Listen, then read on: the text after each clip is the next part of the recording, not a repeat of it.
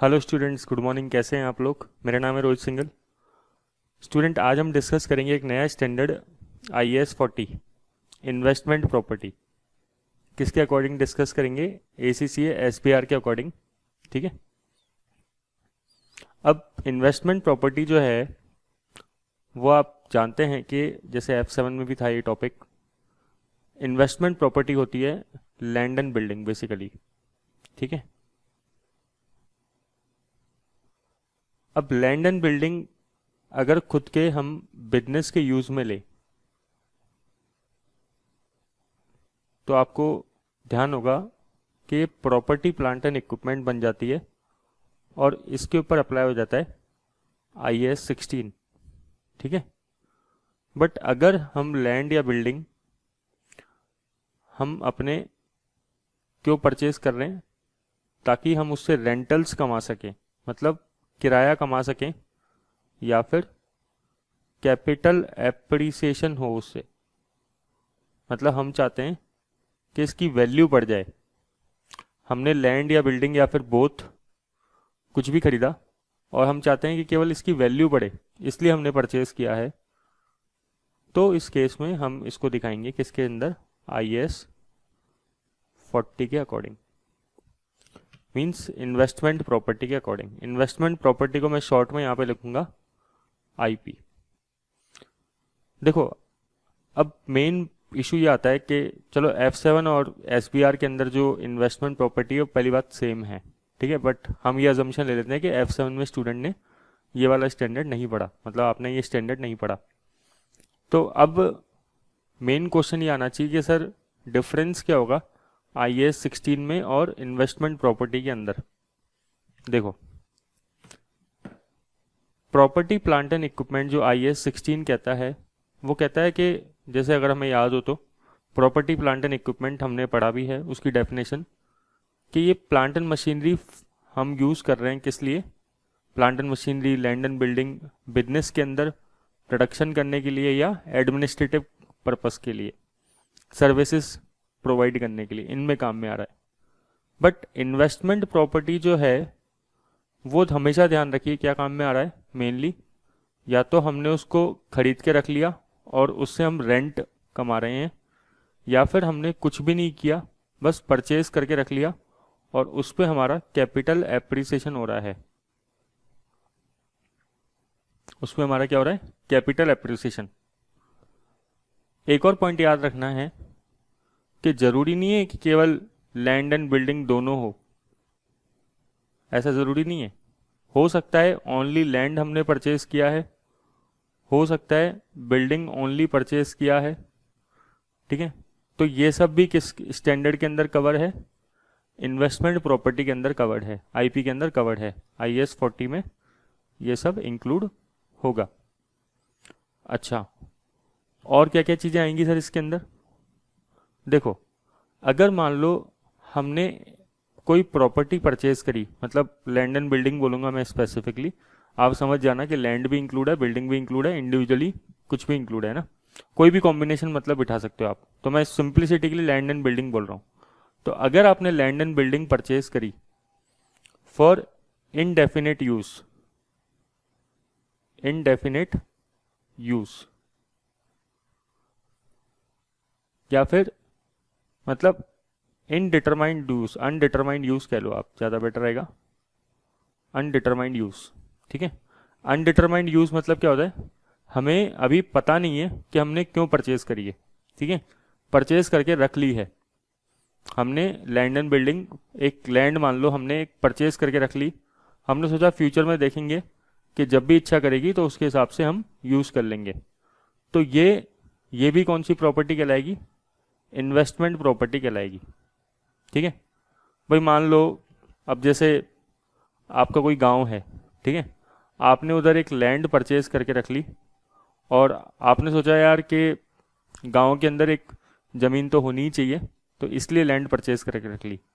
अब मैंने आपसे पूछा, मान लो कि भाई आपने लैंड क्यों परचेज करी, क्या आपका ऑब्जेक्टिव उसको बेचने का है क्या? आप बोलोगे नहीं नहीं बेचने का नहीं है। मैंने पूछा आपसे कि आप बिजनेस करोगे क्या? बोला नहीं, बिजनेस भी नहीं करना चाहते, अभी कुछ भी फिक्स नहीं है। तो ये अनडिटरमाइंड यूज हो गया। ठीक है। तो ये भी कौन सी प्रॉपर्टी कहलाएगी? इन्वेस्टमेंट प्रॉपर्टी कहलाएगी। अगर आपने land and building for sale purchase करी, ध्यान से समझना, फॉर सेल परचेज करी, आपका बिजनेस ही क्या है? लैंड और बिल्डिंग खरीदना बेचना, डेली की डेली आप खरीदते बेचते हो, यही आपका बिजनेस है। तो फिर ये कौन से स्टैंडर्ड में जाएगी बताओ, सोचो। IAS 2 में, मतलब ये क्या बन जाएगा? इन्वेंट्री। और खुद के बिजनेस के लिए खरीदी तो खुद के बिजनेस के लिए IAS 16। और यहाँ पे क्या कवर्ड है? रेंटल या कैपिटल एप्रिसिएशन या अनडिटरमाइंड यूज, आपको पता ही नहीं है क्या इस्तेमाल करना है। अच्छा, और क्या कवर होगा यहाँ पे सर? अब जैसे आपने लैंड एंड बिल्डिंग बाय करके अपने स्टाफ को रेंट पे दे दिया, ठीक है, आपका स्टाफ जो है रेंट पे दे दिया आपने उसको रहने के लिए, या फिर आपने उससे रेंट, कंसेशनल रेंट चार्ज किया, ठीक है ना। होता है ना कई बार अपन रेंट फ्री अकोमोडेशन दे देते हैं अपने स्टाफ को, रेंट फ्री अकोमोडेशन, ठीक है, कि ताकि हमारा स्टाफ जो है वो यहाँ पे रह सके और कभी भी उसको ज़रूरत पड़े तो हम उसको बुला सके, ठीक है ना, फटाफट से। तो रेंट फ्री अकोमोडेशन मिलता है। तो बताओ ऐसी लैंड एंड बिल्डिंग कहाँ पे कवर्ड होगी? इन्वेस्टमेंट प्रॉपर्टी में कवर्ड होगी या फिर IAS 16 में जाएगी, प्रॉपर्टी प्लांट एंड इक्विपमेंट में? ये जाएगी प्रॉपर्टी प्लांट एंड इक्विपमेंट में, PPE में। ये इन्वेस्टमेंट प्रॉपर्टी में नहीं जा सकती, ठीक है। ये किधर जाएगी? PPE। मतलब ऐसा माना जाता है कि भाई ये आप लैंड एंड बिल्डिंग कहीं ना कहीं बिजनेस करने के लिए अपने इस्तेमाल कर रहे हो, ठीक है ना। तो इसलिए इसको कहाँ पे कवर्ड करेंगे? PPE में कवर्ड करेंगे। अभी आपको समझाएंगे बाद में, थोड़ा टाइम बाद इसी क्लास के अंदर, कि क्या फ़र्क पड़ेगा इन्वेस्टमेंट प्रॉपर्टी और PPE अगर माने तो, मतलब डिफरेंस क्या है बेसिकली वो अपन देखेंगे। अभी तो अपन क्लासिफिकेशन समझ रहे हैं कि कहाँ पे क्लासीफाई करेंगे, तो अभी अपना फोकस यहाँ पे होना चाहिए, क्लासिफिकेशन पे। अब अभी मैंने क्या बताया, अगर मान लो आपने प्रॉपर्टी रेंट पे चढ़ाने के लिए खरीदी, जैसे मान लो आपने कोई लैंड एंड बिल्डिंग परचेज कर ली, ठीक है, और आपने उसको रेंटल पे चढ़ा दिया, तो रेंटल पे चढ़ा दिया तो वो कहाँ जाएगा बताओ? इन्वेस्टमेंट प्रॉपर्टी IAS 40 में जाएगा। हाँ, अगर वो आपने अपने स्टाफ को दिया तो वो अपन ने देख लिया IAS 16 में कवर होगा, वो अपने बिजनेस के अकॉर्डिंग माना जाएगा फिर, कि अपन उसको बिजनेस में यूज़ ले रहे हैं। अब मान लो आपने क्या किया, अपनी प्रॉपर्टी को रेंटल पे चढ़ा दिया, तो नॉर्मली अपन क्या मानते हैं कि IAS 40 लग जाएगा और ये इन्वेस्टमेंट प्रॉपर्टी है, ठीक है ना। अब लेकिन मान लो हम प्रॉपर्टी जो है उसके साथ साथ अपने टेनेंट को, अपने किराएदार को, प्रॉपर्टी के साथ साथ अपने किराएदार को अपन कुछ अदर सर्विसेज भी दे रहे हैं, और हो सकता है वो अदर सर्विसेज माइनर सर्विस हो या फिर हो सकता है मेजर सर्विस हो, ठीक है। क्या कर रहे हैं हम? ध्यान सुनना, इंपॉर्टेंट है, एग्जाम में क्वेश्चन पूछता है, ठीक है। बुक्स में नहीं लिखा, मेंशन नहीं है, बट एग्जाम में क्वेश्चन इससे रिलेटेड पूछता है। अगर हमने प्रॉपर्टी क्या किया, रेंट पे दी अपने टेनेंट को, और उसके साथ कुछ माइनर सर्विसेज भी देते हैं, जैसे क्या, हमने सिक्योरिटी की सर्विस दी या फिर मेंटेनेंस की सर्विस दी। हमने बोला कि हम प्रॉपर्टी आपको रेंट पे देते हैं और हमारा टेनेंट हमसे चाहता है कि भाई खाली प्रॉपर्टी मत दो, प्रॉपर्टी के अंदर सिक्योरिटी भी होनी चाहिए, बहुत इंपॉर्टेंट चीज़ है, तो आप कम से कम सिक्योरिटी तो दे दो, ठीक है। सिक्योरिटी की मतलब एक गार्ड प्रोवाइड कर दो, ठीक है, बेसिकली एक गार्ड प्रोवाइड कर दो, ऐसी कोई सिक्योरिटी सर्विसेज दे दो, या मेंटेनेंस सर्विस दे दो, कभी कभार इसकी साफ सफाई आप करवा दे करो, ठीक है। तो ये प्रॉपर्टी कौन सी प्रॉपर्टी कहलाएगी? तब भी ये प्रॉपर्टी कौन सी प्रॉपर्टी कहलाएगी? इन्वेस्टमेंट प्रॉपर्टी, और IAS 40 में ही क्लासीफाई होगी। इंपॉर्टेंट पॉइंट डिस्कशन चल रहा है ना। बट आप क्या करते हो, प्रॉपर्टी के साथ साथ कुछ मेजर सर्विसेज भी देते हो, जैसे फूड दे दिया आपने। अब आप में से कई लोग क्या है, हो सकता है PG में रहते हो, तो PG में आपको प्रॉपर्टी मतलब एक प्रॉपर्टी तो मिलती है, साथ में उसके प्रॉपर फूड भी मिलता है, हो सकता है कि आप फर्निश्ड घर में रहते हो, आपको फर्नीचर मिलता है, आपको बेड अलमेरा वगैरह कुछ भी कहीं से भी लाने की ज़रूरत नहीं है, वो सब आपको आपके लैंडलॉर्ड ने प्रोवाइड किया है। ठीक है। और भी 25 तरह की सर्विस, जैसे मान लो लॉन्ड्री सर्विस आपको मिलती है वहाँ पे, एक्सेट्रा, ऐसी सर्विसेज मिलती है। ठीक है। तो फिर ये प्रॉपर्टी जो है, ये जो प्रॉपर्टी है, ये इन्वेस्टमेंट प्रॉपर्टी नहीं क्लासीफाई होगी, फिर ये IAS 16 में PPE में क्लासीफाई होगी। समझ गए क्या? तो मतलब अगर सर्विसेज जो है वो मेजर सर्विस है, ठीक है, लैंडलॉर्ड क्या कर रहा है, लैंडलॉर्ड अपने किराएदार को, अपने टेनेंट को जो प्रॉपर्टी दे रहा है, प्रॉपर्टी के साथ कुछ अदर मेजर सर्विसेज दे रहा है। मेजर सर्विसेज इंपॉर्टेंट वर्ड है यहाँ पे। ठीक है। तो इस केस में ये जो प्रॉपर्टी है, ये प्रॉपर्टी इन्वेस्टमेंट प्रॉपर्टी क्लासीफाई नहीं हो पाएगी, और ये कौन सी प्रॉपर्टी होगी, property plant and equipment. But अगर आप कुछ माइनर सर्विसेज दे रहे हैं, ठीक है, आपने तो बोला कि हमारा बिजनेस वगैरह नहीं है, हम तो केवल आपको रेंट पे दे देते हैं प्रॉपर्टी, और क्योंकि आपको बहुत ज़रूरी है सर गार्ड की सर्विस, तो मान लो हम आपको गार्ड प्रोवाइड कर देते हैं, सिक्योरिटी प्रोवाइड कर देते हैं, ज़्यादा से इतना कर देंगे, बाकी हम झंझट में नहीं पड़ते, ठीक है ना, ज़्यादा किराए की हमारी इच्छा नहीं है, तो बस हम आपको यही देंगे, तो फिर ये इन्वेस्टमेंट प्रॉपर्टी कहलाएगी। अब इसमें मेजर के अंदर थोड़ा और समझो बात को। अब जैसे किसी का होटल होता है, ठीक है, अब कई लोग होटल का बिजनेस करते हैं, तो जो लोग होटल का बिजनेस करते हैं, क्या वो उनके लिए, आप बताओ आंसर दो, क्या वो प्रॉपर्टी उनके लिए इन्वेस्टमेंट प्रॉपर्टी होगी या फिर प्रॉपर्टी प्लांट एंड इक्विपमेंट में जाएगी? उस प्रॉपर्टी की बात कर रहे हैं अपन। अब आप सोच पा रहे होंगे, क्योंकि होटल के अंदर जो रेंट वसूला जाता है, जो किराया वसूला जाता है, रिकवर करा जाता है रेंट, वो केवल प्रॉपर्टी का नहीं होता, बाकी अदर सर्विसेज का भी होता है। होटल वाले आपको फूड भी दे सकते हैं, फर्निश्ड अकोमोडेशन तो ऑब्वियसली होता ही है होटल के अंदर, लॉन्ड्री वगैरह और भी तरह की काफ़ी सारी सर्विसेज होती है। तो होटल इसलिए कहाँ पे क्लासीफाई होगा, प्रॉपर्टी प्लांट एंड इक्विपमेंट में, PPE में क्लासीफाई होगा। ठीक है, क्लियर क्या? तो हमेशा याद रखना है क्या, कि अगर आपको क्वेश्चन में गिवन हो कि कोई प्रॉपर्टी है और वो रेंट पे दे रखी है और उसके साथ सर्विसेज प्रोवाइड हो रही है, तो आपके माइंड में एक क्वेश्चन आना चाहिए कि सर सर्विसेज वो माइनर है कि मेजर है? ठीक है, माइनर सर्विसेज है तो फिर वो कहाँ पे क्लासीफाई करेंगे अपन, इन्वेस्टमेंट प्रॉपर्टी में वो प्रॉपर्टी क्लासीफाई होगी, मतलब IAS 40 लगेगा। और अगर मेजर सर्विस है तो IAS 16 लगेगा, फिर वो प्रॉपर्टी प्लांट एंड इक्विपमेंट बन जाएगा। क्लियर क्या? अच्छा, इसमें कंफ्यूजन नहीं होना चाहिए कि सर हम किस पॉइंट ऑफ व्यू से सोच रहे हैं, प्रॉपर्टी किसके लिए होगी। ऑब्वियसली प्रॉपर्टी टेनेंट के लिए थोड़ी हो सकती है, वो प्रॉपर्टी क्या टेनेंट की प्रॉपर्टी है या लैंडलॉर्ड की प्रॉपर्टी है? ठीक है, तो लैंडलॉर्ड की प्रॉपर्टी है, तो ऑब्वियसली अपन किसके हिसाब से सोच रहे हैं सारी बातें, जो ओनर है प्रॉपर्टी का। ओनर कौन है? लैंडलॉर्ड ओनर है।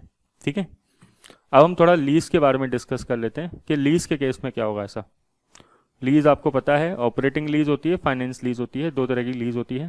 ठीक है, आप बोलेंगे सर ये तो टाइप्स जो है वो तो अब नया स्टैंडर्ड के हिसाब से थोड़ा सा दिक्कत हो चुका है, ऑपरेटिंग लीज नहीं होती, तो लेसर पॉइंट ऑफ व्यू से तो अभी भी होता है सब कुछ, है ना। हम लेसर पॉइंट ऑफ व्यू के हिसाब से बात करते हैं।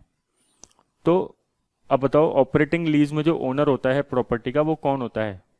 ऑपरेटिंग लीज आपको पता है शॉर्ट टर्म लीज होती है, बताने की जरूरत नहीं है। तो ऑपरेटिंग लीज में जो ओनर होता है प्रॉपर्टी का, लेसर होता है ना। तो ऑपरेटिंग लीज के अंदर जो है वो हमेशा लेसर ओनर होता है, तो इन्वेस्टमेंट प्रॉपर्टी इस पर्सन के हाथ में रहेगी, ठीक है ना, लेसर के हाथ में रहेगी। और फाइनेंस लीज के केस में कौन माना जाता है ओनर प्रॉपर्टी का? एक तरीके से लेसी, ठीक है ना। थोड़ा सा लॉन्ग टर्म लीज का कॉन्सेप्ट आ जाता है फाइनेंस लीज। मैं अभी लीज टॉपिक नहीं समझा रहा, मैं आपको बस समझा रहा हूँ कि केवल IAS 40 के हिसाब से लीज के अंदर लीज के लिए क्या लिखा हुआ है, थोड़ी सी बात है ना। तो फाइनेंस लीज के अंदर एक तरीके से ओनर कौन बनता है? लेसी। तो इन्वेस्टमेंट प्रॉपर्टी अगर होगी तो किसके अकॉर्डिंग होगी? वो लेसी के अकॉर्डिंग होगी, ठीक है। और वही ऑपरेटिंग लीज में इन्वेस्टमेंट प्रॉपर्टी किसके अकॉर्डिंग होगी? लेसर के अकॉर्डिंग होगी। क्लियर क्या? तो ये आपको करीबन 15 मिनट्स की डिस्कशन, 14-15 मिनट की डिस्कशन में इतनी बात मेरे हिसाब से आपको समझ में आ गई होगी किस तरीके से अपन को क्लासिफिकेशन करना है। ठीक है ना। एक बार थोड़ा सा फॉर्मल देख लेते हैं। IS 40 investment property related to property held by the owner और the lessee as a right to use the asset. ये lessee as the right to use किसके लिए लिखा है इसने? फाइनेंस लीज के लिए लिखा है। ठीक है, क्यों? क्योंकि आप रेंटल के लिए खरीद सकते हो या कैपिटल एप्रिसिएशन या फिर बोथ, दोनों ऑब्जेक्टिव भी हो सकते हैं। कौन कौन से एग्जाम्पल्स हैं इन्वेस्टमेंट प्रॉपर्टी के? जैसे land held for capital appreciation, मतलब आप बढ़ने के लिए आप लैंड परचेज करे हो। Land held for undecided future use, मैंने आपको बताया था ना, undetermined use. Building lease out under the operating lease, अगर बिल्डिंग आपने ऑपरेटिंग लीज में लीज आउट कर दी तो इस केस में लेसर जो है उसके हाथों में ऑपरेटिंग लीज रहेगी वो। और वैकेंट लैंड, वो दोनों एक ही पॉइंट है ना। ठीक है, यहाँ पे बिल्डिंग के लिए लिख दिया, यहाँ पे वैकेंट बिल्डिंग के लिए लिख दिया, उससे कोई फर्क नहीं पड़ेगा। अब क्या क्या नहीं होती है वो देख लेते हैं। Property held for use in the production और सप्लाई ऑफ गुड्स और सर्विसेज और फॉर एडमिनिस्ट्रेटिव पर्पस, मतलब ये IAS 16 की बात कर रहे हैं कि अगर आपने कोई ऐसी प्रॉपर्टी है जो अपने प्रोडक्शन के लिए काम में आ रही है, गुड्स वगैरह, वो सब नहीं आएगा। Property held for sale in the ordinary course of business, ये कहाँ जाएगा? IAS 2 inventory obviously. ठीक है, अब ये जो पॉइंट है अपन IFRS 15 के हिसाब से देखेंगे, तब डिस्कस करेंगे। Owner occupied property, owner occupied property मतलब कि जैसे अपन ने यही वाली प्रॉपर्टी आप मान लो बिल्कुल सेम टू सेम रहती है। ठीक है, अब जैसे ओनर ने अपनी प्रॉपर्टी अपने एम्प्लॉयज़ को दी, ठीक है, रहने के लिए, अपने एम्प्लॉयज़ को दी रहने के लिए, और कुछ रेंट चार्ज किया या फिर रेंट नहीं भी चार्ज किया, तो फिर ये प्रॉपर्टी क्या IAS 40 में जाएगी? क्या नहीं, फिर ये IAS 16 में जाएगी। तो ऐसी प्रॉपर्टी को हम क्या बोलते हैं? Owner occupied property. ठीक है, एक ही मतलब है, कोई ज़्यादा डिफरेंस नहीं है। आप ये मान के चलना जो IAS 16 है वो एक तरीके से ओनर ऑक्यूपाइड प्रॉपर्टी है। और property lease to another entity under a finance lease, finance lease अगर आपने लीज फाइनेंस लीज पे दे दी तो इस केस में एक तरीके से ओनर कौन बन गया? लेसी, है ना। लेसर तो रहा ही नहीं, तो वो इन्वेस्टमेंट प्रॉपर्टी लेसर के लिए नहीं है, लेकिन किसके लिए है? लेसी के लिए है। अब अपन आते हैं, सर इंपॉर्टेंट बात बताओ कि मुद्दे की बात क्या है कि इस स्टैंडर्ड में सबसे ज़्यादा डिफरेंस किस चीज़ का आएगा IAS 16 से? चलो देखो, हम पहले इस स्टैंडर्ड की बात करते हैं, फिर अपन बात करेंगे कि डिफरेंस क्या है बेसिकली। इनिशियल मेजरमेंट होता है एक, तो आपको पता है, और एक क्या होता है? सब्सिक्वेंट मेजरमेंट होता है।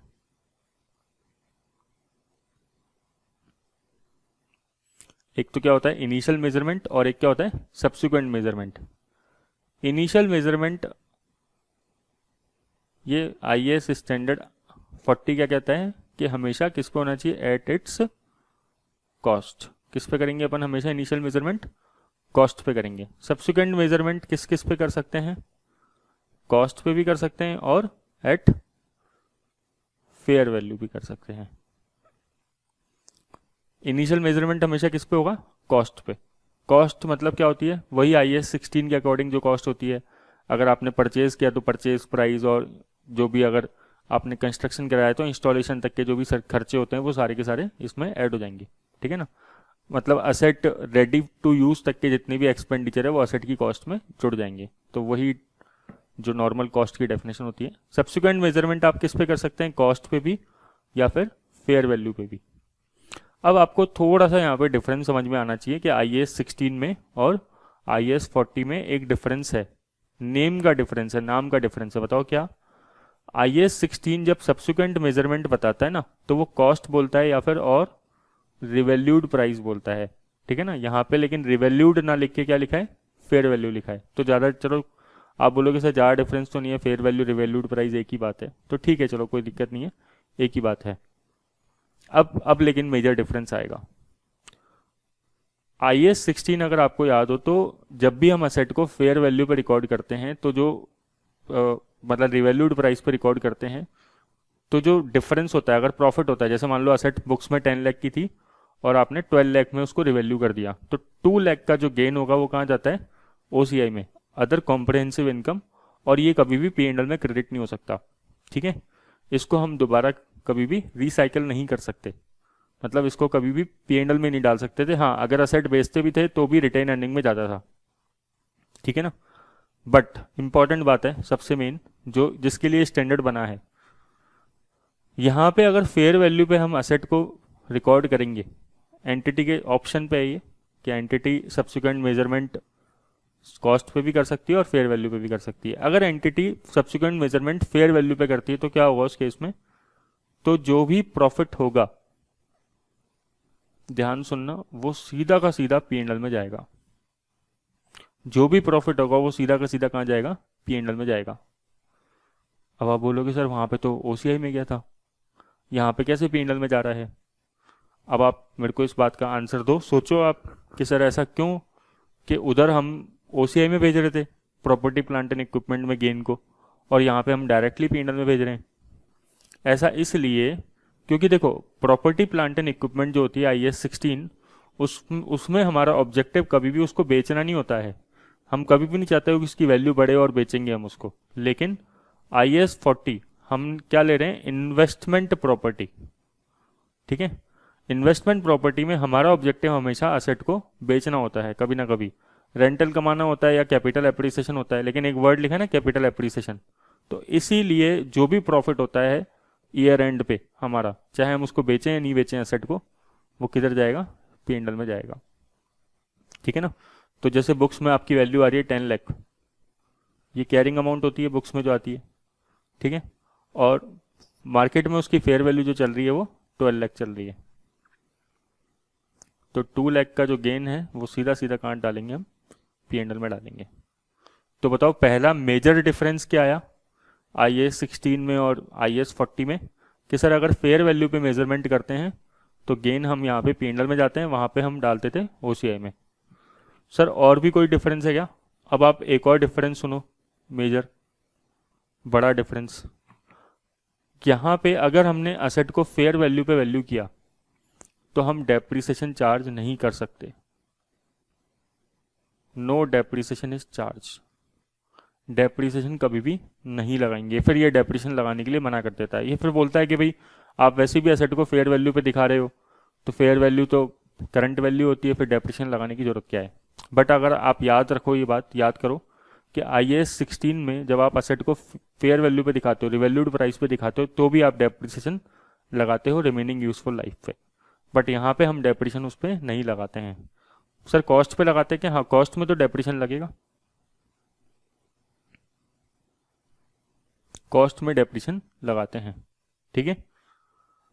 अब और क्या बात याद रखनी है अपन को इसके अंदर, देखो एक आपको, अगर आपने पहली बार F7 में ACC F7 में ये स्टैंडर्ड नहीं पढ़ा हो IAS 40, ठीक है, तो आपको एक कन्फ्यूजन हो सकता है क्या कि सर कभी भी हमने इन्वेस्टमेंट पे डेप्रिसिएशन नहीं लगाया ज़िंदगी में, ठीक है ना। आप अपनी पूरी लाइफ याद करो BCom की और 11th-12th की, क्या आपने कभी इन्वेस्टमेंट पे डेप्रिसिएशन लगाया है। आप बोलोगे नहीं लगाया सर, बट मैं इधर क्या बोल रहा हूँ, डेप्रिसिएशन लगाने के लिए बोल रहा हूँ, ठीक है। तो ये स्टैंडर्ड ऐसा ही है। पहली बात कि इस स्टैंडर्ड में लिखा है तो अपन डेप्रिसिएशन लगाएंगे। सेकंड बात ये है कि अभी तक आप जिस इन्वेस्टमेंट पढ़ते थे वो ज़्यादातर इन्वेस्टमेंट होते थे शेयर्स में, ठीक है ना। कभी भी इन्वेस्टमेंट प्रॉपर्टी नाम से ना तो 11th-12th में आया था अपने कोर्स में, ना first year second year final year में आया था कभी भी, ठीक है ना। इंडिया या कहीं की भी बात कर लो आप, तो उसमें नहीं था कभी भी ऐसा इन्वेस्टमेंट प्रॉपर्टी, अगर आपने बैलेंस शीट में कभी भी देखा हो तो। इसलिए हम उस पर डेप्रिसिएशन नहीं लगाते थे। तो ये स्टैंडर्ड ही नया है, तो आप बोल रहे हैं तो अपन को लगाना पड़ेगा डेप्रिसिएशन, ठीक है ना। हाँ, अगर अपन शेयर्स वगैरह में इन्वेस्ट करते हैं तो वो सारी बातें किधर कवर होती है, IFRS 9 में, वो डिफरेंट पॉइंट है, उस पर तो डेप्रिसिएशन अभी भी नहीं लगता, फाइनेंशियल एसेट्स होती है वो, ठीक है।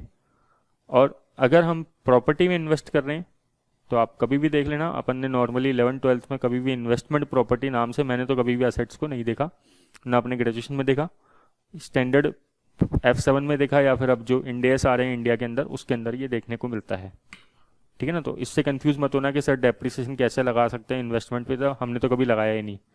तो आपने जो इन्वेस्टमेंट पढ़े हैं वो ज़्यादातर शेयर्स वगैरह के इन्वेस्टमेंट पढ़े हैं, उनमें तो अभी भी डेप्रिसिएशन नहीं लगता, लेकिन ये प्रॉपर्टी का इन्वेस्टमेंट है इसलिए डेप्रिसिएशन लगा रहे हैं। क्लियर क्या, चलो तो ये पॉइंट मेरे हिसाब से आपको समझ में आना चाहिए। तो मेजरमेंट करते समय क्या बात याद रखेंगे कि investment property is recognise at its cost, ठीक है। और ये तो हो गया इनिशियल मेजरमेंट, और सब्सिक्वेंट मेजरमेंट करेंगे तो या तो एंटिटी कॉस्ट मॉडल चूज कर सकती है या फेयर वैल्यू मॉडल चूज कर सकती है। बेटर कौन सा रहता है वैसे? फेयर वैल्यू मॉडल ज़्यादा बेटर रहता है। सर ऐसा क्यों? इसलिए क्योंकि अपन यहाँ पे इन्वेस्टमेंट प्रॉपर्टी परचेज क्यों करते हैं? सबसे मेन ऑब्जेक्टिव क्या होता है? कैपिटल एप्रिसिएशन का। आप याद करो, है ना, आप तो देखते ही होंगे कि अपने जो पेरेंट्स हैं, नॉर्मली ऐसा देखा गया है कि अपने लिए, है ना, वो हम लोगों की शादियों के लिए एक प्रॉपर्टी परचेज करके रखते हैं, ठीक है। और उसको वो कभी भी टच नहीं करते, उसको कभी भी बेचते नहीं है जब तक वो शादी बिल्कुल नज़दीक नहीं आ जाती। और उस प्रॉपर्टी का ऑब्जेक्टिव क्या है कि यार वैल्यू बढ़ती रहे, कैपिटल एप्रिसिएशन हो जाए, ठीक है। और जब शादी आएगी और मोटा खर्चा आएगा, बहुत बड़ा खर्चा आएगा, तो उसको बेच के उससे वो प्रोग्राम कर लेंगे, शादी वाला प्रोग्राम कर लेंगे, ठीक है। समझ में आ गया वो एग्जाम्पल आपको? तो ये इन्वेस्टमेंट प्रॉपर्टी एग्जाम्पल है मेन। तो कॉस्ट मॉडल की बात करें तो कॉस्ट मॉडल में क्या करेंगे अपन? यहाँ पे जो अपन ने कॉस्ट मॉडल अप्लाई किया, बस कॉस्ट में से डेप्रिसिएशन लेस कर देंगे, ठीक है।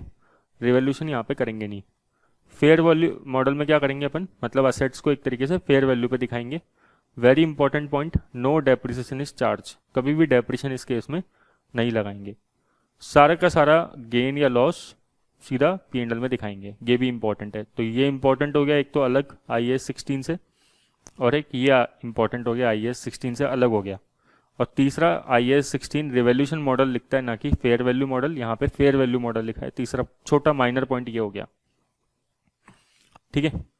अच्छा, फिर मैंने आपको वो सर्विसेज वाला पॉइंट बताया था, जैसे होटल वाला डिस्कस किया था। अगर एंटिटी माइनर, जैसे यहाँ पे नोट्स में लिख रखा है मैंने, क्लासिफिकेशन के टाइम पे जो डिस्कस किया था, if entity provide minor ancillary service to the tenant, तब भी वो प्रॉपर्टी क्या मानी जाएगी? Investment property. जैसे मैंने कहा सिक्योरिटी सर्विस अगर आप प्रोवाइड कर रहे हो, ठीक है ना, आपने बोला अपने किराएदार को कि भाई किराए पे ले लो प्रॉपर्टी, ठीक है, हम ज़्यादा ज़्यादा मतलब हमारा ये बिजनेस नहीं है किराए विराए पे देना, बस हम तो ऐसी अपनी प्रॉपर्टी किराए पे दे रहे हैं, ठीक है। लेकिन आपके किराएदार ने बोला कि भाई कम से कम हमें सिक्योरिटी प्रोवाइड कर दो, तो आपने उस केस में सिक्योरिटी किराएदार को प्रोवाइड कर दी। मान लो गार्ड प्रोवाइड कर दिया है, कुछ भी प्रोवाइड कर दिया, छोटी मोटी सर्विस दी है, ठीक है। तो इससे ये थोड़ी हो गया कि आपका ये मेन बिजनेस हो गया प्रॉपर्टी किराए पे देना, नहीं। तो इस, या फिर आपका यही काम है, तो इसलिए ये क्या कहलाएगी? इन्वेस्टमेंट प्रॉपर्टी कहलाएगी। लेकिन अब कोई होटल वाले हैं लोग, वो लोग क्या करते हैं? वो प्रॉपर्टी किराए पे देते हैं, बहुत सारी सर्विसेज देते हैं साथ में, ठीक है, खाने की भी सर्विस देते हैं, और भी कई तरीके की सर्विस, टीवी भी लगी होती है रूम्स के अंदर। तो वो जो भी सर्विसेज हैं, तो ये एक तरीके से ओनर ऑक्यूपाइड हो गया, मतलब ये बिजनेस की तरफ जा रहा है, वो उनका बिजनेस है, ठीक है ना। वो प्रॉपर्टी किस काम में आ रही है? उनके बिजनेस में काम में आ रही है, इसलिए वो IAS 16 में जाएगा। अच्छा, अगर ये fair value model entity use करती है, ठीक है, तो फेयर वैल्यू कैसे निकालेंगे हम? फिर हम IFRS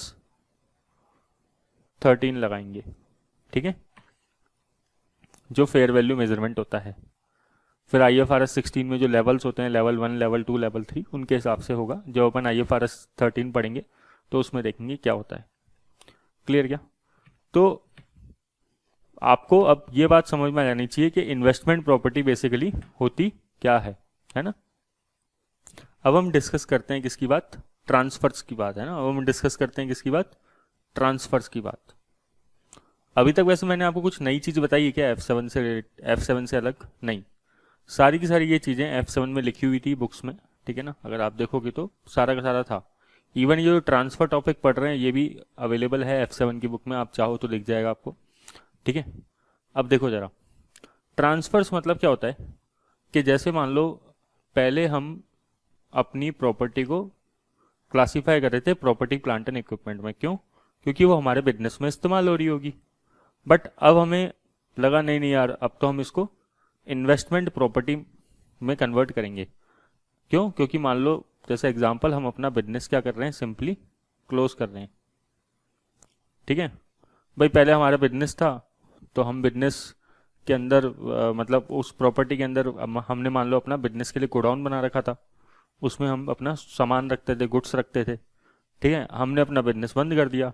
अब वो अब वो प्रॉपर्टी क्या करती है, हमने खाली कर दी, गोडाउन बंद कर दिया।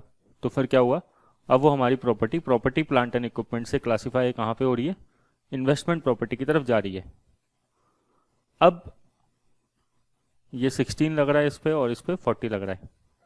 अब मान लो कि ना, अगर हम इन्वेस्टमेंट प्रॉपर्टी को कॉस्ट मॉडल पे ही दिखाते हैं तब तो कोई इशू ही नहीं आता। मान लो हम इन्वेस्टमेंट प्रॉपर्टी को किस पे क्लासीफाई करते हैं, कॉस्ट मॉडल पे क्लासीफाई करने का हमने सोच लिया है कि भाई हम कॉस्ट मॉडल पे दिखाएंगे इन्वेस्टमेंट प्रॉपर्टी को। मान लो हम फेयर वैल्यू नहीं लगाना चाहते, तो जो भी प्रॉपर्टी प्लांट एंड इक्विपमेंट की कैरिंग वैल्यू होगी बुक्स में, वही इन्वेस्टमेंट प्रॉपर्टी की कॉस्ट बन जाएगी। जैसे बुक्स में हमारी property plant and equipment 10 lakh की आ रही है, तो इन्वेस्टमेंट प्रॉपर्टी की कॉस्ट कितनी बन जाएगी, 10 लाख बन जाएगी।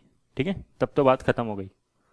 लेकिन मान लो अगर हमने पीपीई को किस में क्लासीफाई किया, इन्वेस्टमेंट प्रॉपर्टी में क्लासीफाई किया, और अब हम इन्वेस्टमेंट प्रॉपर्टी को किस पे दिखाएंगे, फेयर वैल्यू पे दिखाने का सोच रहे हैं। ठीक है, क्लियर हुआ। तो अब हम क्या करेंगे, हम जैसे मान लो बुक्स में carrying amount property plant and equipment की आ रही है 10 लाख, और ये property plant and equipment suppose करो लैंड है, लैंड या बिल्डिंग कुछ भी मान लो, और इसकी जो फेयर वैल्यू आ रही है वो आ रही है 12 लाख की। तो ये स्टैंडर्ड क्या बोलता है कि आप पहले इसको फेयर वैल्यू पे ले आओ। ठीक है, और इस प्रॉपर्टी का रिवैल्यूएशन कर लो IAS 16 के अकॉर्डिंग। ठीक है, इस प्रॉपर्टी का रिवैल्यूएशन कर लो IAS 16 के अकॉर्डिंग एक बार तो। और रिवॉल्यूशन कैसे करेंगे IAS 16 के अकॉर्डिंग, जिस दिन कन्वर्ट हो रही है, जिस दिन ये ट्रांसफर हो रहा है, उस दिन की फेयर वैल्यू पकड़ लो। ठीक है, और carrying amount of fair value का डिफरेंस लेके अब हम क्या करते हैं, प्रॉपर्टी प्लांट एंड इक्विपमेंट में जब रिवॉल्यूशन होता है तो गेन को OCI में डाल देते हैं। तो इस गेन को आप किधर बुक कर लो, OCI में बुक कर लो। ठीक है, क्लियर हो गया। और अब इन्वेस्टमेंट प्रॉपर्टी बुक्स में कितने की दिखाओगे आप, 12 लाख की दिखाओगे, मतलब वो फेयर वैल्यू पे रिकॉर्ड हो गई। और आगे से जो भी चेंजेस होंगे, जैसे मान लो अब ये जिस दिन कन्वर्ट हुआ उस दिन 12 लाख वैल्यू थी और ईयर एंड के दिन 13 लाख हो गई, तब ये गेन कहाँ चला जाएगा, 1 लाख का P&L में ट्रांसफर हो जाएगा। ठीक है, क्योंकि इन्वेस्टमेंट प्रॉपर्टी में जो गेन होता है वो तो ऑलरेडी वो तो वैसे भी कहाँ पे जाता है, P&L में ही ट्रांसफर होता है। ठीक है, मतलब ये स्टैंडर्ड बोलता है कि पहले PPE वाला काम करके रख लो, जिस दिन आप कन्वर्ट कर लो PPE में जो ट्रीटमेंट होता है वो करके रख लो, और उसके बाद फिर आप इन्वेस्टमेंट प्रॉपर्टी जैसे नॉर्मल मानते हैं वो मान लेना। ठीक है, अच्छा सर, और क्या हो सकता है, और उल्टा भी हो सकता है। अब इन्वेस्टमेंट प्रॉपर्टी से हम प्रॉपर्टी प्लांट एंड इक्विपमेंट में कन्वर्ट कर रहे हैं। मैंने एक ज़मीन खरीदी, ठीक है, आज ज़मीन खरीदी, अभी मेरा कुछ भी उस पर बिजनेस करने का विचार नहीं है, मेरे पास पैसे पड़े थे एक्स्ट्रा, मैंने उसको ज़मीन में लगा दिया, लैंड पे लगा दिया। 4 साल बाद 5 साल बाद मेरी इच्छा करी, मैंने उस पर बिजनेस करना चालू कर दिया, तो वो इन्वेस्टमेंट प्रॉपर्टी किस में कन्वर्ट हो गई, मेरी प्रॉपर्टी प्लांट एंड इक्विपमेंट में तब कन्वर्ट हो गई। ठीक है, अब वही बात कि अब ये इन्वेस्टमेंट प्रॉपर्टी मान लो मैं अभी तक किस पे दिखा रहा था, फेयर, चलो इसको फेयर वैल्यू एक बार तो अपन कॉस्ट मान लेते हैं। अभी तक मैं इन्वेस्टमेंट प्रॉपर्टी को पहले किस पे दिखा रहा था, कॉस्ट पे दिखा रहा था, तब तो कोई दिक्कत ही नहीं है।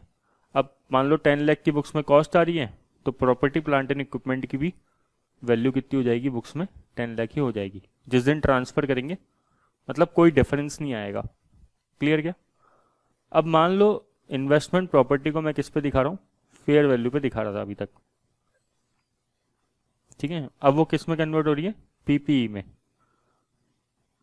अब इन्वेस्टमेंट प्रॉपर्टी को अगर मैं फेयर वैल्यू पे दिखा रहा था, तो मान लो कि मेरी फेयर वैल्यू थी 10 लाख थी। ठीक है, तो अगर कोई फेयर वैल्यू चेंज आ रहा है जिस दिन कन्वर्ट कर रहे हैं, वैसे तो देखो already investment property fair value पे है। ठीक है, मान लो लेकिन फिर भी ईयर एंड पे आपने 10 लाख दिखा रखा था या ईयर के बिगनिंग में, और बीच में आपने जब प्रॉपर्टी ट्रांसफ़र करी, ठीक है, ये मान लो 1 जनवरी की दिन की डेट थी, 10 लाख बुक्स में वैल्यू आ रही थी, और आपने सपोज करो 1 अगस्त को ट्रांसफ़र करा और ट्रांसफ़र करते समय वैल्यू कितनी आ गई, 11 लाख आ गई।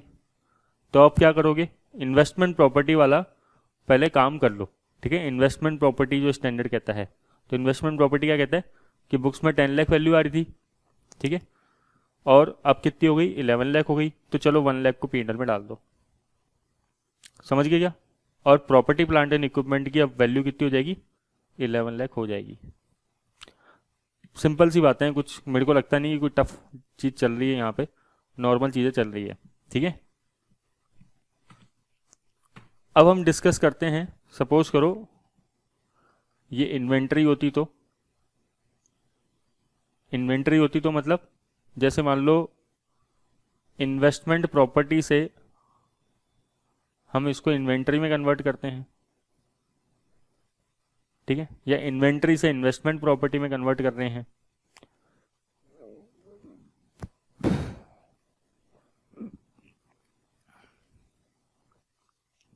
ठीक है। और जो इन्वेस्टमेंट प्रॉपर्टी है उसको फेयर वैल्यू पे दिखाएंगे हम, ठीक है। अब इन्वेंट्री हमेशा आपको पता है तो कॉस्ट या जो एनआरवी होती है दोनों में से लोअर दिखाते हैं। अब सपोज करो कॉस्ट आ रही है बुक्स में 10 लाख की, ठीक है, और इस इन्वेंट्री की स्टॉक की जो वैल्यू है वो है 12 लाख। अब वैसे तो इन्वेंट्री अपन कितने में दिखा रहे थे अभी तक, 10 लाख में दिखा रहे थे, बट फेयर वैल्यू कितनी है, 12 लाख। तो ये स्टैंडर्ड क्या बोलेगा कि एक बार इसको फेयर वैल्यू पे ले आओ इन्वेंट्री को, ठीक है। जिस दिन आप ट्रांसफर कर रहे हो उस दिन फेयर वैल्यू कितनी है, 12 लाख। तो 2 लाख का गेन आप कहाँ डाल दो, उठा के P&L में डाल दो, ठीक है। और अब इस इन्वेंट्री जो आपने इन्वेस्टमेंट प्रॉपर्टी में कन्वर्ट किया उसकी बुक्स में वैल्यू कितनी आ जाएगी, ऑब्वियसली 12 लाख आ जाएगी। तो मेरे को लगता नहीं कि कुछ हार्ड बातें चल रही है, नॉर्मल वही बातें रिपीट हो रही है। जैसे देखो इसको आप देखो अच्छा ये करना कब है, जब चेंज इन यूज हो, ठीक है, चेंज ऑफ यूज मतलब कि इन्वेस्टमेंट प्रॉपर्टी से पीपीई दिखाना या पीपीई से इन्वेस्टमेंट प्रॉपर्टी दिखाना, इन्वेंट्री से आप इन्वेस्टमेंट प्रॉपर्टी में कन्वर्ट कर रहे हो, ऐसा कुछ भी वाइसा वर्सा हो रहा है, ये कब कन्वर्ट होगा, जब चेंज ऑफ यूज हो, ठीक है, यूज में चेंज हो, ठीक है।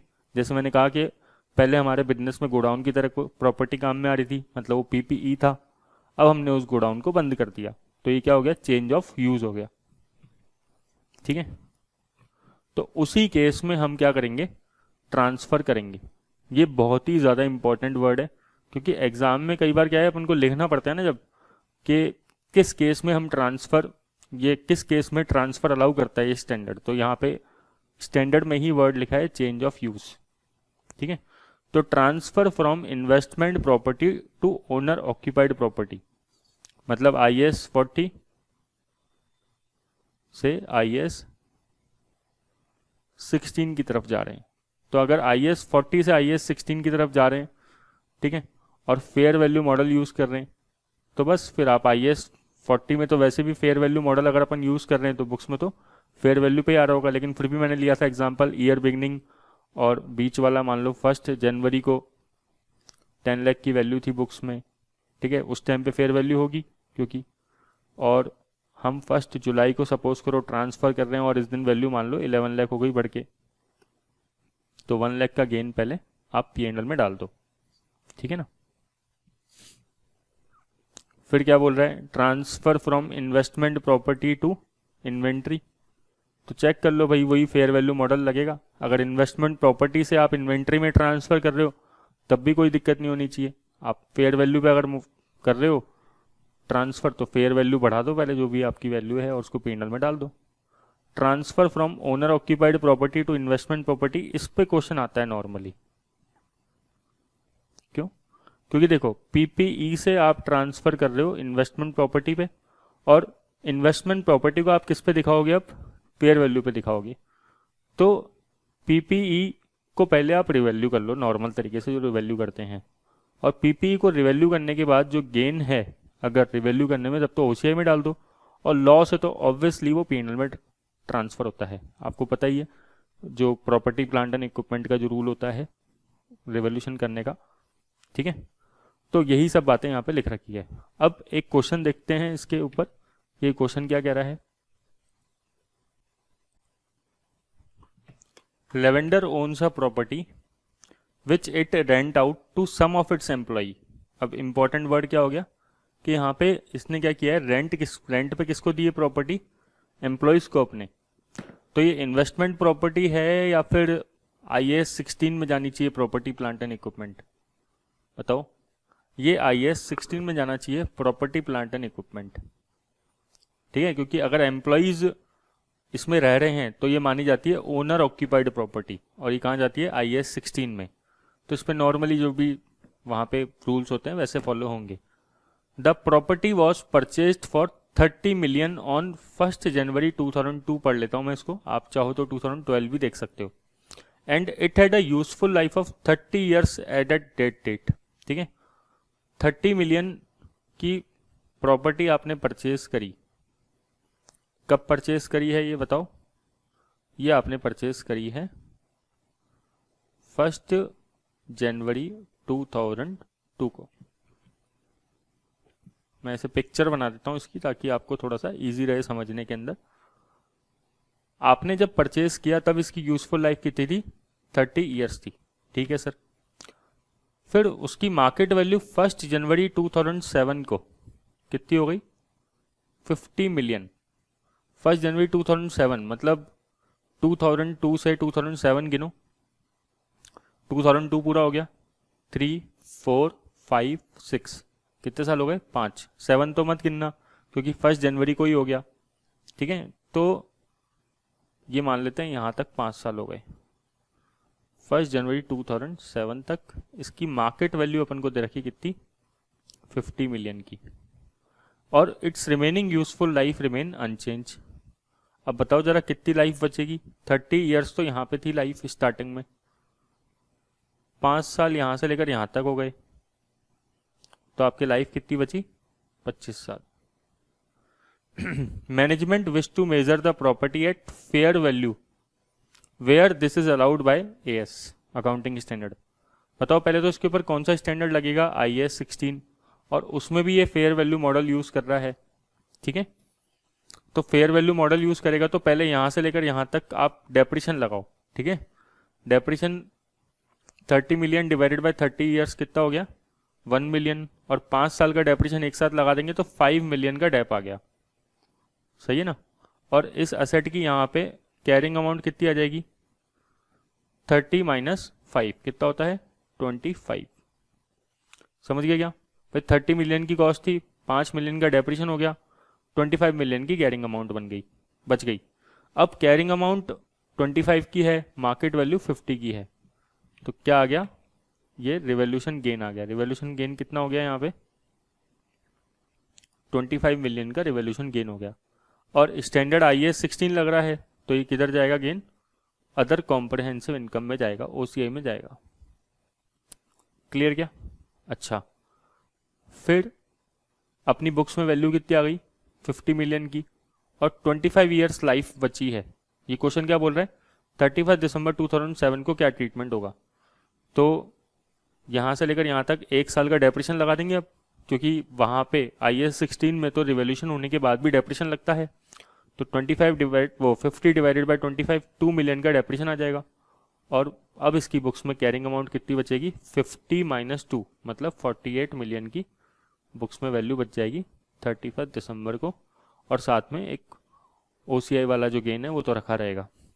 ये OCI वाला गेन कब खत्म होता है, जब असेट को हम सेल करेंगे या डिस्पोज करेंगे, ठीक है। इसका सॉल्यूशन देख लेते हैं। हाँ देखो, कैरिंग अमाउंट ये आ गई बुक्स में, और डेप्रिशन आ गया 2 मिलियन का, और OCI गेन ठीक है, चाहो तो पढ़ लेना वरना जरूरत नहीं है कोई पढ़ने की। एक और क्वेश्चन ट्राई करते हैं। ABC owns a building that is use at it head office. बताओ भाई क्या है ये PPE है या फिर इन्वेस्टमेंट प्रॉपर्टी है। इसने पहली लाइन में ही सब कुछ बात क्लियर कर रखी है। अब कोई बिल्डिंग है जो उसके हेड ऑफिस की तरह इस्तेमाल हो रही है, तो ये तो प्रॉपर्टी प्लांट एंड इक्विपमेंट हो गया, IAS 16 लग गया इसके ऊपर, ठीक है। On 1st January 2001 the building which was measured under the cost model had a carrying amount of 5 lakh. अभी तक हम जो बिल्डिंग है इसको कॉस्ट मॉडल पे दिखाते थे और इसका कैरिंग अमाउंट कितना था, 5 लाख था। On this date when the fair value of the building was 6 lakh. और 1 जनवरी को ही बिल्डिंग की हमें फेयर वैल्यू भी दे दी। ABC vacated the premises, ABC ने बोला कि अब हम प्रमाइसिस को खाली कर देते हैं, मतलब इनका ऑफिस इन्होंने हटा दिया यहाँ से। However the director decided to keep the building in order to rent it out to the tenant to potentially benefit from increase in the property price. मतलब ये चीख चीख के बोल रहा है, ये चिल्ला चिल्ला के बोल रहा है कि अब ये प्रॉपर्टी क्या बन चुकी है, इन्वेस्टमेंट प्रॉपर्टी बन चुकी है। ठीक है, ABC measure investment property at fair value, और एबीसी बोल रहा है कि मैं अब इन्वेस्टमेंट प्रॉपर्टी को किस पे दिखाना चाहता हूँ, फेयर वैल्यू पे दिखाना चाहता हूँ।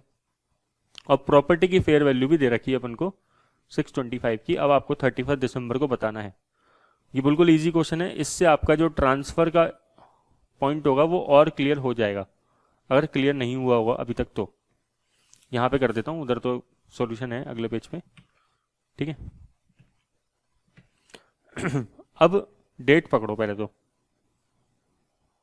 1 जनवरी 2001 को क्या है कि बिल्डिंग हमने कॉस्ट मॉडल पे दिखा रखी थी। ठीक है, और कॉस्ट कितनी थी बिल्डिंग की, 5 लाख, मतलब यही इसकी कैरिंग अमाउंट होगी बुक्स में। ठीक है, had a carrying amount of 5 lakh. हम इसको कॉस्ट मॉडल पे दिखाते थे और इसी दिन हमने फेयर वैल्यू इस दिन की दे रखी कितनी, 6 लाख की। फेयर वैल्यू दे रखी है 6 लाख की। ठीक है, इसी दिन हमने ये बिल्डिंग क्या कर दी, वैकेट कर दी। ABC vacated the premises on this date when the fair value of the building this ABC vacated the premises. However the director wishes to keep, और बाद में अपन को क्या है यहाँ पे फेयर वैल्यू दे रखी है 625 की। अब बताओ ये क्या हो रहा है, ये किधर से किधर कन्वर्ट कर रहे हैं अपन। ये प्रॉपर्टी प्लांट एंड इक्विपमेंट से हम किसकी तरफ जा रहे हैं, इन्वेस्टमेंट प्रॉपर्टी की तरफ। हम IAS 16 से IAS 40 की तरफ जा रहे हैं। क्या होगा इस केस में बताओ, जब IAS 16 से 40 की तरफ जाते हो और इन्वेस्टमेंट प्रॉपर्टी के अंदर आप प्रॉपर्टी को वैल्यू किस पे करना चाहते हो, फेयर वैल्यू पे। इन्वेस्टमेंट वैल्यू प्रॉपर्टी को आप वैल्यू किस पे करना चाहते हो, फेयर वैल्यू पे वैल्यू करना चाहते हो। ठीक है, तो आप पहले क्या करोगे, पहले आप IAS 16 पूरा लगा लो। ठीक है, IAS 16 लगाने का मतलब क्या है कि आप रिवैल्यूएशन कर लो ट्रांसफर वाले दिन तक का, और ट्रांसफर वाले दिन अगर रिवैल्यूएशन होगा तो ये गेन आएगा 1 लाख का, ये किधर डाल दो, OCI में डाल दो। ठीक है, और 6 लाख इसकी बुक्स में रिकॉर्डेड वैल्यू आएगी इन्वेस्टमेंट प्रॉपर्टी की जिस दिन ट्रांसफर हुआ था, मतलब 1 जनवरी को रिकॉर्डेड वैल्यू आएगी बुक्स में। ठीक है, और 31 दिसंबर को क्योंकि 6,25,000 वैल्यू है, वैल्यू बढ़ गई, तो 25,000 का जो गेन है वो फिर हमें कहाँ डालना पड़ेगा, P&L में डालना पड़ेगा। मतलब पहले हम असेट का रिवैल्यूएशन कर लेंगे प्रॉपर्टी प्लांट एंड इक्विपमेंट से, जो वैल्यू आएगी वही इन्वेस्टमेंट प्रॉपर्टी की बुक्स में वैल्यू बन जाएगी, और फिर इन्वेस्टमेंट प्रॉपर्टी को हर साल अपन फेयर वैल्यू पे लाते रहेंगे। क्या इधर केस में डेप्रिशन लगेगा, no depreciation will be charge, क्योंकि इन्वेस्टमेंट प्रॉपर्टी अगर हम फेयर वैल्यू पे दिखाते हैं तो डेप्रिशन नहीं लगता है। बस फर्क क्या है, बस पहले वाला गेन 1 लाख का तो वो हम OCI में दिखाएंगे, और बाद वाला जो गेन है 25,000 का वो हम डालेंगे प्रॉफिट एंड लॉस अकाउंट में। एक और क्वेश्चन देखते हैं जरा, ये देखो। Kel company purchase a investment property some years ago and carried it under the fair value model. आपने क्या परचेज किया था, इन्वेस्टमेंट प्रॉपर्टी। ये क्वेश्चन F7 बुक का है, कैप्लान का, स्टडी टेक्स्ट का। तो कुछ साल पहले आपने बोल रहा है कि इन्वेस्टमेंट प्रॉपर्टी परचेज करी थी जिसको आप किस पे दिखाते थे, फेयर वैल्यू मॉडल पे दिखाते थे। On 1 January 2001 the property had a fair value in Kell's company financial statement of 12 million. ठीक है, अभी 1 जनवरी 2001 को बुक्स में फेयर वैल्यू कितनी आ रही है इसकी, मतलब कुल मिला के फेयर वैल्यू कितनी आ रही है इसकी, 12 मिलियन की आ रही है, और वैसे भी ये फेयर वैल्यू पे दिखा रहा है, इन्वेस्टमेंट प्रॉपर्टी है ये। On 1 July 2001 company decided to move into the property and use it for its own business. अब ये किधर से कन्वर्ट किधर हो रहा है, इन्वेस्टमेंट प्रॉपर्टी से पीपीई की तरफ कन्वर्ट हो रहा है, ठीक है। और हम इन्वेस्टमेंट प्रॉपर्टी में कौन सा मॉडल यूज कर रहे थे, फेयर वैल्यू मॉडल यूज कर रहे थे। ये तो वैसा ही क्वेश्चन हो गया जिसका मैंने एग्जांपल दिया था आपको कि ओपनिंग वैल्यू तो कितनी आ रही है इसकी, ओपनिंग फेयर वैल्यू 12 मिलियन, तो बुक्स में अभी तक ये वैल्यू तो आ ही रही होगी क्योंकि फेयर वैल्यू मॉडल पे दिखा रहे हो। बट हम कन्वर्ट किस दिन कर रहे हैं, 1 जुलाई को, और 1 जुलाई को कितनी वैल्यू आ रही है बुक्स में, on 1 July company decided to move into the property, और उस दिन फेयर वैल्यू कितनी है, 14 मिलियन की। तो हम इस पे पहले ये वाला गेन यहाँ पे तो पीएनएल में डाल देते हैं, क्योंकि यहाँ तक तो वैसे भी इन्वेस्टमेंट प्रॉपर्टी ही है, 1 जुलाई तक तो इन्वेस्टमेंट प्रॉपर्टी है ये, तो 2 मिलियन का गेन कहाँ जाएगा, पीएनएल में, ठीक है। और पीपीई में कैरिंग अमाउंट क्या हो जाएगी बुक्स में, 14 मिलियन की हो जाएगी। भाई जो इधर से जो ट्रांसफर वैल्यू आ रही है वो 14 मिलियन ही तो आएगी, और यूजफुल लाइफ कितनी बची, 14 ईयर्स। तो पीपीई बन गई, तो पीपीई बनते ही तो अब हमें क्या लगाना पड़ेगा, डेप्रिसिएशन लगाना पड़ेगा, ठीक है। तो अब ये डेप्रिसिएशन कितना आ जाएगा 30, अब देखो 31 दिसंबर तक का करना है तो 1 मिलियन का डेप्रिसिएशन आएगा, ये तो लेकिन पूरे साल का आएगा। अपन को तो क्या करना पड़ेगा, क्वेश्चन में 1 जुलाई को कन्वर्जन हो रहा है तो डिवाइडेड बाय 2 कर देंगे, समझ गया, डिवाइडेड बाय 2 क्यों किया, इंटू 6/12 कर लो, एक ही बात है, 6 महीने का डेप्रिसिएशन लगेगा। डेप्रिसिएशन 1 जुलाई से 31 दिसंबर तक का लगेगा, ठीक है ना। तो ये हो जाएगा 0.5 मिलियन, मतलब 5 लाख एक तरीके से, ठीक है ना। और बुक्स में वैल्यू कितनी आ जाएगी, 14 माइनस 0.5, मतलब 13.5 बुक्स में वैल्यू आ जाएगी बस। तो इसलिए डेप्रिसिएशन कितना लग गया, 5 लाख का, ठीक है, for the last 6 months of the year. और स्टार्टिंग में जो गेन था 2 मिलियन का वो पीएनएल में चला जाएगा। इस स्टैंडर्ड में डिस्क्लोजर क्या क्या करेंगे, नॉर्मल पॉइंट है सारे के सारे, जैसे वेदर द कॉस्ट और fair value model is use, वो बता दो आप, IAS 40 क्या कहता है कि कौन सा मॉडल यूज किया वो बता दो। Amount recognise in the profit और लॉस फॉर द ईयर, मतलब कितना आप पीएनएल में ले जा चुके हो, reconciliation between the carrying amount of the investment property at the beginning, ये एक ही पॉइंट है ना।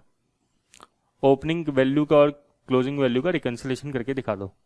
और अगर कॉस्ट मॉडल यूज करते हो तो फेयर वैल्यू भी आपको दिखानी जरूरी है। भाई ये फेयर वैल्यू पे इतना ज़्यादा फोकस क्यों कर रहा है ये स्टैंडर्ड, क्योंकि यहाँ पे ऑब्जेक्टिव क्या है प्रॉपर्टी का, कि हम उसको क्या करेंगे, कैपिटल एप्रिसिएशन के लिए रख रहे हैं और बेचेंगे कभी ना कभी। जबकि जो प्रॉपर्टी प्लांट एंड इक्विपमेंट था उसमें हमारे लिए उसका ऑब्जेक्टिव था उसको यूज करना असेट को, ठीक है ना, इसलिए OCI में डाल रहे थे। एक क्वेश्चन है कापलान एग्जाम किट का, ये एक बार अपन को कर लेना चाहिए, ठीक है ना। Zippy hold property for investment purpose, ठीक है। पहली लाइन क्या लिख दी कि जिप्पी ने इन्वेस्टमेंट पर्पस के लिए प्रॉपर्टी होल्ड करी। On 1 July 2005 Zippy held a 10 floor office block at fair value of 90 million with a remaining useful life of 15 years. Information क्या कर रखी है कि इसके पास एक 10 फ्लोर का ऑफिस है, ठीक है ना, बहुत सारे फ्लोर हैं, ऐसे कितने फ्लोर है, 10 फ्लोर है, उनकी यूजफुल लाइफ कितनी है, उनकी यूजफुल लाइफ है 15 ईयर्स की, और उस पूरे की फेयर वैल्यू कितनी चल रही है, 90 मिलियन फेयर वैल्यू चल रही है, और ये वैल्यू है 1 जुलाई की, ठीक है। The first floor was occupied by Zippy staff, बताओ खुद के स्टाफ ने ही ऑक्यूपाई कर रखा है, तो ये क्या बन जाएगा, प्रॉपर्टी प्लांट एंड इक्विपमेंट, और इसके ऊपर IAS 16 अप्लाई होगा, ठीक है ना, मतलब ये ओनर ऑक्यूपाइड प्रॉपर्टी मानी जाती है। And second floor was let out to Boo a subsidiary of Zippy free of charge.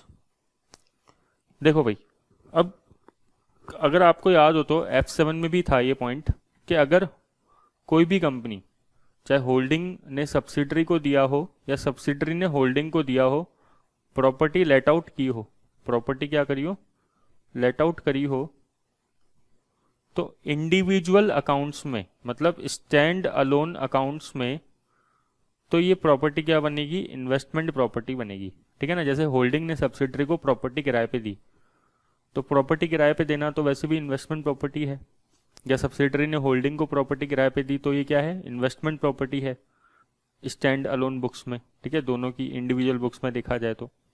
लेकिन जब भी अगर हम कंसोलिडेटेड स्टेटमेंट बनाते हैं, जो मेन काम होता है हमारा कंसोलिडेटेड स्टेटमेंट, तो ये उसमें क्या मानी जाती है, प्रॉपर्टी प्लांट एंड इक्विपमेंट। क्यों?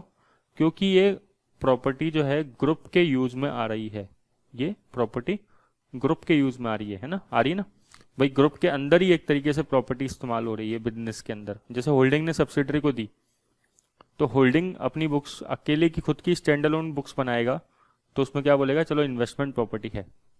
लेकिन अगर अगर ग्रुप के हिसाब से देखा जाए, पूरे ग्रुप के हिसाब से देखा जाए, तो ये प्रॉपर्टी ग्रुप के अंदर ही काम में आ रही है बिजनेस के अंदर, ठीक है ना।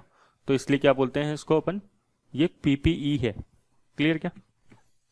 तो सेकंड फ्लोर जो है, ये इसने अपनी बू नाम से कंपनी है, सब्सिडरी है जिप्पी की, उसको free of charge let out कर, मतलब फ्री ऑफ चार्ज दे दिया, लेट, ठीक है, पैसा नहीं लिया किराए का, किराए पे तो दिया है लेकिन कोई भी अमाउंट नहीं लिया।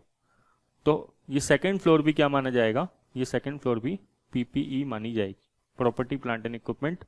किसकी बात करें तो हम ग्रुप की बात करें तो, ठीक है। अच्छा, the other 8 floor were let out to unconnected third party at normal commercial rent. और जो बाकी जो 8 फ्लोर बचे, टोटल 10 फ्लोर थे, 10 में से पहला फ्लोर तो इसके खुद के स्टाफ ने रख लिया, सेकंड फ्लोर इसने अपनी सब्सिडरी को किराए पे दे दिया, तो ये 2 फ्लोर तो हो गए प्रॉपर्टी प्लांट एंड इक्विपमेंट, और बाकी 8 फ्लोर इसने नॉर्मल किसी तीसरे पार्टी को किराए पे दिए हैं, ठीक है। तो ये जो थर्ड पार्टी को किराए पे दिए वो क्या बनेंगे, वो इन्वेस्टमेंट प्रॉपर्टी बनेंगे।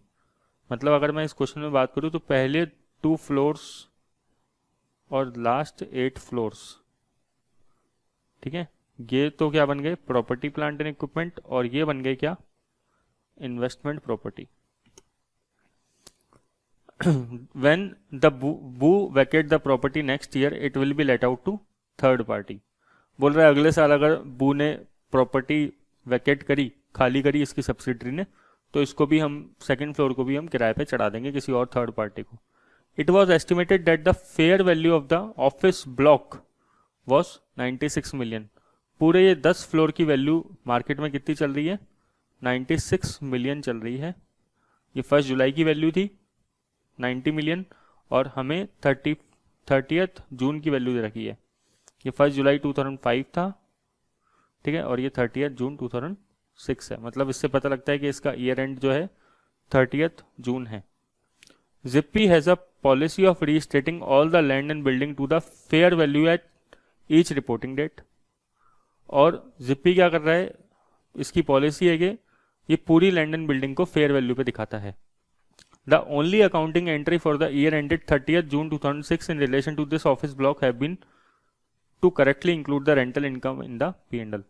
इनका अकाउंटेंट जो है वो थोड़ा ज़्यादा, मतलब वो इतना समझदार नहीं है, तो केवल उसने अभी तक रेंट की इनकम डाली है P&L के अंदर, और कोई इनकम वो और कुछ भी बुक नहीं किया उसने P&L में। It can be assume that each floor is of equal size and value. ये माना जा सकता है कि ईच फ्लोर इक्वल साइज और वैल्यू का है। Depreciation is charge to administrative cost. देखो ये जो क्वेश्चन मैंने लिया है ये SBR की एग्जाम किट में से लिया है, मतलब ये एग्जाम का क्वेश्चन है, उसका एक एक्सट्रैक्ट है, ठीक है, एब्स्ट्रैक्ट है, उसका पूरा क्वेश्चन नहीं है, उसका एक हिस्सा है। क्योंकि आपको पता है SBR के अंदर जब कोई क्वेश्चन आता है तो 3-4 टॉपिक्स मिक्स होते हैं उसमें, तो जो मैंने रेलेवेंट स्टैंडर्ड पढ़ा रहा हूँ उसी का ही एक टॉपिक लिया है, पूरा नहीं लिया। अब है ना, सबसे मेन बात आपको ये समझनी है यहाँ पे कि ये जो पूरा ब्लॉक है, हम इसको यहाँ पे पहले 2 फ्लोर्स को पीपीई मानते हैं, और यहाँ पे 8 फ्लोर को नेक्स्ट क्या मानते हैं, इन्वेस्टमेंट प्रॉपर्टी। ऐसा अलाउड है, ठीक है, ये स्टैंडर्ड में लिखा है कि अगर पार्ट ऑफ द प्रॉपर्टी मतलब इक्वल साइज है, उसको आप सेपरेट कर सकते हो तो कर लो, बहुत बढ़िया बात है, अगर सेपरेबल है तो, और दोनों को फिर अलग अलग तरीके से दिखाओ, ठीक है। तो ये बिल्कुल दिखाना बिल्कुल करेक्ट है। तो पहले 2 फ्लोर क्या बन जाएंगे, पीपीई, और लास्ट के 8 फ्लोर इन्वेस्टमेंट प्रॉपर्टी बन जाएंगे। अब बात करते हैं ट्रीटमेंट कैसे होगा सर इसका। देखो पहले बुक्स में वैल्यू आ रही थी कितनी, 90 मिलियन की, तो हर फ्लोर इक्वल साइज का है, लिखा ना, each floor is of equal size and value, value भी बराबर है। तो 90 मिलियन डिवाइडेड बाय 10, ठीक है। हम 1 जुलाई की बात करें, तो वैल्यू कितनी है, 90 डिवाइडेड बाय 10, मतलब पहले 2 फ्लोर की कितनी हो गई, 90 डिवाइड बाय 10 करोगे 0.9, 1.8 हो गया, इंटू 2 कर दिया, ठीक है। और 90 डिवाइडेड बाय 10 इंटू 8, ये हो जाएगा 7.2, 1.8 नहीं, 18 मिलियन, और ये 18 मिलियन और ये 72 मिलियन, ठीक है। दोनों मिला के हो गया कितना, 90 मिलियन। यहां तक तो मेरे को लगता है कि भाई सिंपल बात है, कुछ अलग बात, अपन से कोई टफ बात नहीं कर रहा। अब यूजफुल लाइफ कितनी है, 15 साल। बताओ भाई डेप्रिसिएशन किस केस में लगेगा। ये है ना, बोल रहा है कि पूरी प्रॉपर्टी को हम किस पे दिखाते हैं, फेयर वैल्यू पे। तो इस केस में तो नो डेप्रिसिएशन चार्ज। क्यों डेप्रिसिएशन क्यों नहीं लगेगा, क्योंकि अगर हम इन्वेस्टमेंट प्रॉपर्टी को फेयर वैल्यू पे दिखाते हैं तो डेप्रिसिएशन नहीं लगता, बट इस केस में तो डेप्रिसिएशन लगेगा। तो 18 मिलियन जो है डिवाइडेड बाय लाइफ कितनी है, 15 साल, 18 डिवाइडेड बाय 15, तो 1.2 मिलियन का दोनों फ्लोर का एक साथ डेप्रिसिएशन आ गया, ठीक है ना, समझिए ना। तो 18 वैल्यू है दोनों फ्लोर की मिला के, और दोनों फ्लोर का डेप्रिसिएशन 1.2 आया। तो बुक्स में ईयर एंड के दिन कैरिंग अमाउंट कितना आ गया इसका, 16.8 मिलियन आ गया। और इस केस में तो कोई डेप्रिसिएशन का चक्कर ही नहीं है, तो इधर कैरिंग अमाउंट कितना रहेगा, 72 मिलियन ही रहेगा, ठीक है ना। ये हम किसकी बात करने लगे अब, 30 जून की, नेक्स्ट ईयर की, मतलब क्लोजिंग की बात करने लगे है ना। ये ओपनिंग था और ये क्या है, क्लोजिंग है। अच्छा, अब हमें फेयर वैल्यू दे रखी थी कितनी, 96 मिलियन की, पूरे ब्लॉक की। तो ऐसे ही डिवाइड कर लेते हैं, 96 डिवाइडेड बाय 10 इंटू 2 मतलब पहले 2 फ्लोर, तो 19.2 फेयर वैल्यू आ गई, और यहां पे आ गई 76.8। अब आप यहां से लेकर यहां तक जो डिफरेंस है, क्योंकि ये प्रॉपर्टी प्लांट एंड इक्विपमेंट है, तो ये कहां जाना चाहिए बताओ, ये जो रिवॉल्यूशन पे एक तरीके से गेन हो रहा है, ये गेन जो है 2.4 का, बताओ कहां जाएगा, OCI में, सही है क्या, OCI में चला जाएगा। और अगली बार से डेप्रिसिएशन अब किस वैल्यू पे लगेगा, 19.2 पे लगेगा, ये जो इसकी फेयर वैल्यू है, ठीक है ना। अच्छा, 19.2 समझ में आ गया होगा, 96 डिवाइडेड बाय 10 इंटू 2, तो ये 19.2 आ जाएगा। अच्छा, यहाँ पे बुक्स में वैल्यू आ रही थी 72, अब हो गई फेयर वैल्यू 76.8। कोई डेप्रिसिएशन का चक्कर है नहीं, सीधा 4.8 का अमाउंट P&L में गेन बुक कर लो। क्लियर क्या, ये क्वेश्चन मैंने लिखा नहीं नीचे कि क्या क्या करना है, लेकिन आपको ऑब्वियस है, पता होना चाहिए कि भाई 30 जून 2006 के बारे में ये पूछेगा कि अकाउंटिंग ट्रीटमेंट क्या होना चाहिए। तो यहाँ पे गेन जो है OCI में जाएगा, और यहाँ पे गेन सीधा P&L में बुक होगा। तो देख लेते हैं, तो 2.4 का अमाउंट किधर चला गया, OCI में चला गया, ठीक है। और डेप्रिसिएशन देखो, डेप्रिसिएशन 1.2 ही डेप्रिसिएशन लगाया हमने, शुड देयरफॉर ये तो डेप्रिसिएशन नॉर्मल चला ही गया। और बाकी के जो 8 फ्लोर्स हैं उसका रिवोल्यूशन गेन कितना था, 4.8, तो 4.8 हमने कहाँ डाल दिया, उठा के P&L में बुक कर दिया, ठीक है। बस ये याद रखना, लास्ट के जो 8 फ्लोर्स हैं वो क्या बन गए इस क्वेश्चन में, वो बन गए इन्वेस्टमेंट प्रॉपर्टी, और जो स्टार्टिंग के 2 फ्लोर्स हैं वो क्या बन गए यहाँ पे, प्रॉपर्टी प्लांट एंड इक्विपमेंट। हमेशा ये बात याद रखना कि जब भी हम ये सब चीज़ें देखते हैं वो ग्रुप के अकॉर्डिंग देखते हैं, ठीक है ना। इस क्वेश्चन में लिखा हुआ नहीं है, बट ये ग्रुप के हिसाब से बात कर रहा था, तो इसलिए ग्रुप के अकॉर्डिंग करना पड़ा। ये मैंने क्वेश्चन यहाँ पे क्यों लिया, और क्वेश्चन नहीं लेता, बाद में लेते कभी और, तो दिक्कत आती। इससे बढ़िया कि इन्वेस्टमेंट प्रॉपर्टी अपन कर रहे हैं तो यहाँ का आपको पता होना चाहिए एग्जाम में किस तरीके क्वेश्चन आता है। अगर हम ये क्वेश्चन नहीं लें यहाँ पे तो ये इन्वेस्टमेंट प्रॉपर्टी जहाँ से 35 मिनट्स 35 से 40 मिनट का पूरा स्टैंडर्ड है, ज़्यादा से ज़्यादा अच्छे से भी एक्सप्लेन कर लो तो। और क्वेश्चन लिए इसलिए अपना थोड़ा सा टाइम लगा, 1 घंटा लगा होगा, लेकिन ये है कि कम से कम अच्छे से समझ में आया होगा, ट्राई करोगे तो। ठीक है, थैंक यू।